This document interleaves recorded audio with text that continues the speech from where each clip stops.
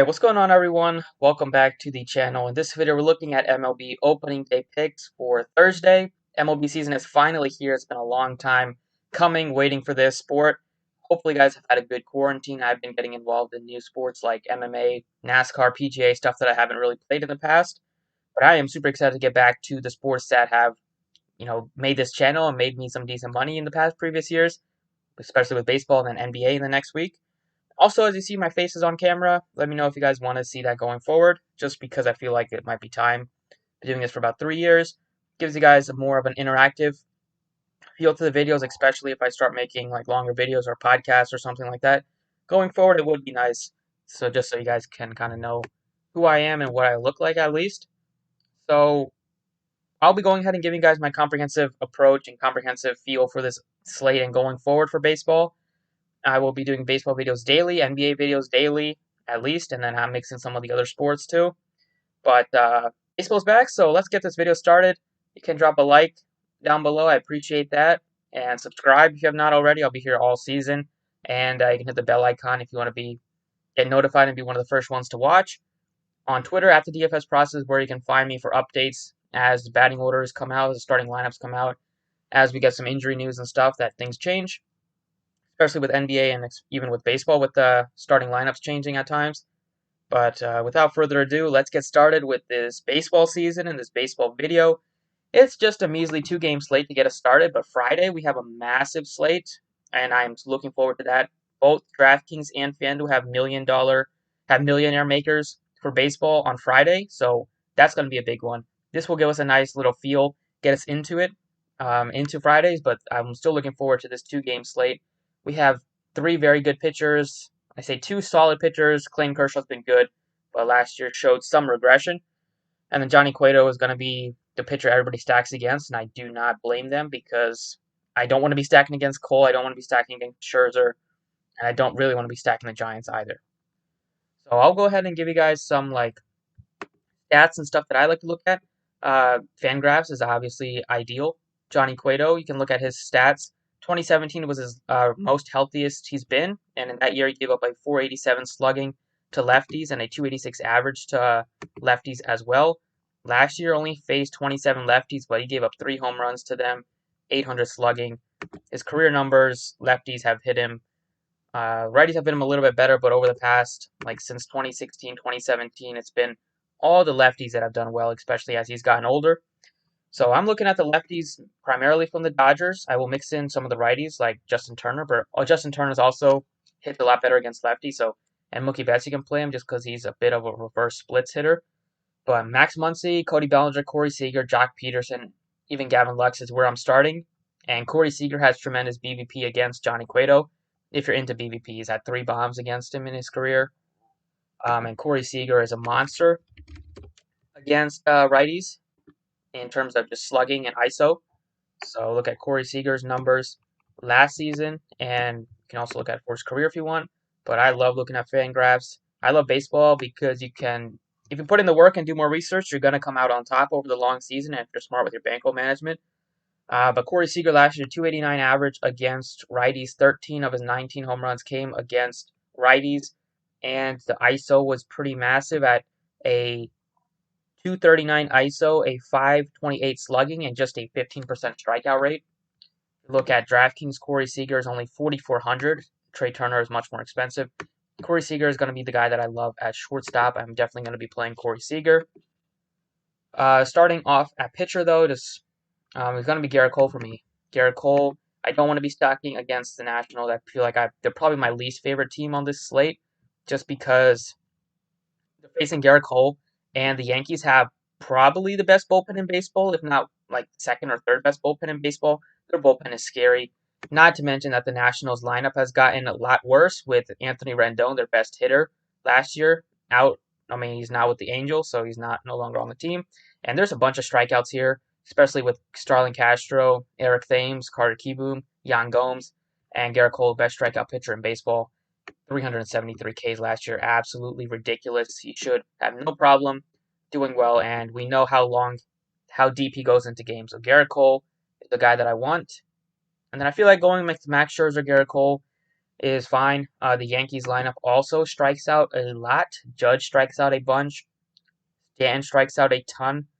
Gary Sanchez strikes out a bunch. Luke Voit. There's a lot of strikeouts. The Yankees are basically boom or bust. They have a bunch of power, and then they have a bunch of strikeouts in the lineup.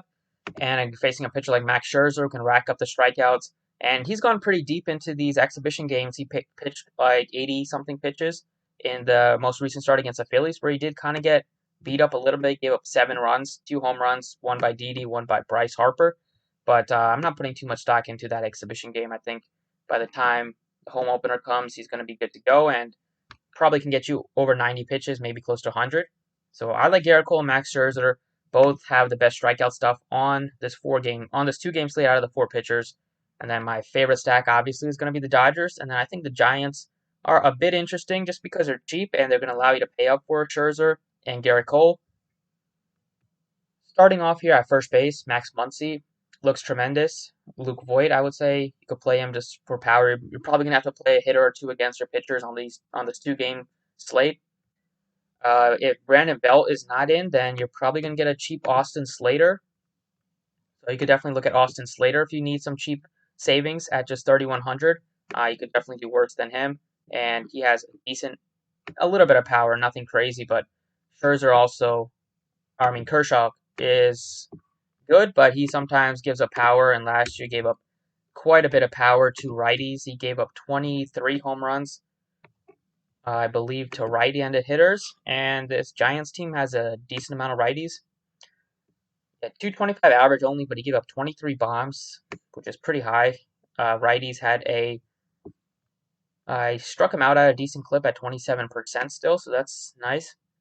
But he had a 41% hard hit rate given up to righties, and the power numbers were pretty high too.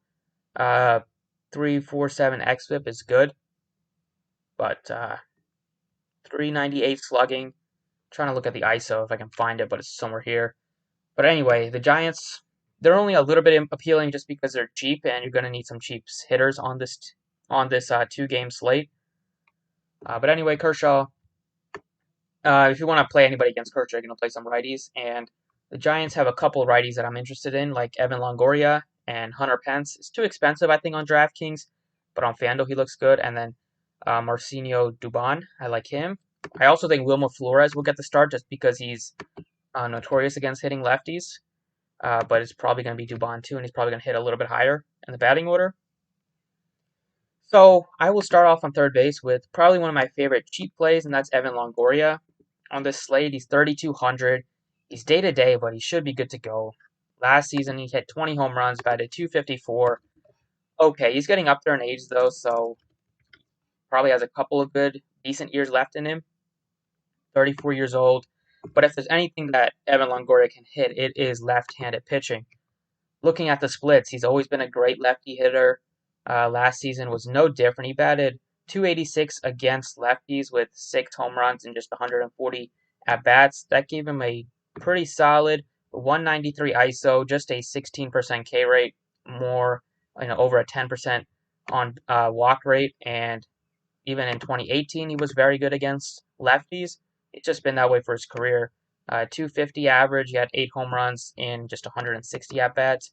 And career-wise, 279 average against lefties with a very nice 37%, well, that's a decent 37% hard hit rate, and a 506 slugging and a 228 ISO. So Evan Longoria, 3,200. I will definitely have interest in him as a cheap third baseman, just to pay up for Cole and pay up for Scherzer. And we can't have the entire lineup filled with Dodgers hitters, although we want to. In the outfield, Cody Ballinger is going to be the guy that I want to pay up for. I just love Cody Ballinger on this slate. He has tremendous power, obviously, 47 bombs. He hits for high average. He can steal bases, too. His numbers against righties will probably blow you away. They're just insane last year. Don't know if he can keep that up again this year, but he's only 25 years old. He's young. He still has a chance to get better, although it's going to be tough to improve on last year's performance. But he batted 317 against righties with 29 home runs in 366 at-bats. That gave him a crazy 328 ISO with a 645 slugging. percentage. Cody Ballinger, if you want to pay up for anybody, you pay up for Cody Ballinger on the slate. And then I'd say other Dodgers hitters that I like in the outfield are going to be Jock Peterson. He's no longer going to be leading off, so he loses a little bit of appeal, but Jock Peterson is also a notorious righty smasher. He only hits righties. He gets days off against lefties a lot of the time, and especially with how stacked the Dodgers lineup will be this year, I see that happening again. But 252 average with all 36 home runs last year came against righties. That should be a telling point. 319 ISO, 571 slugging, 20% K rate only. I will have interest in Jock Peterson too. I'll plug him in there. So the three Dodgers hitters that I want the most of is Corey Seager, Cody Bellinger, Jock Peterson. The Giants hitters that I like for cheap value is Evan Longoria and the outfield. Don't know if we're going to get so much cheap savings from the Giants here. But shortstop-wise, you have Dubon at just 3,100. He can play my second base too. A young prospect with power, a little bit of speed, with some power at least. And then first base, if Belt misses or if he doesn't get a play against a lefty, Austin Slater, 3,100 looks good. I'm probably going to be fading the Nationals hitters just because I have no interest in them against Garrett Cole and the Yankees bullpen. And then the Yankees hitters that I do like at least are Luke Voigt, just with the power. Torres, if you can get to him.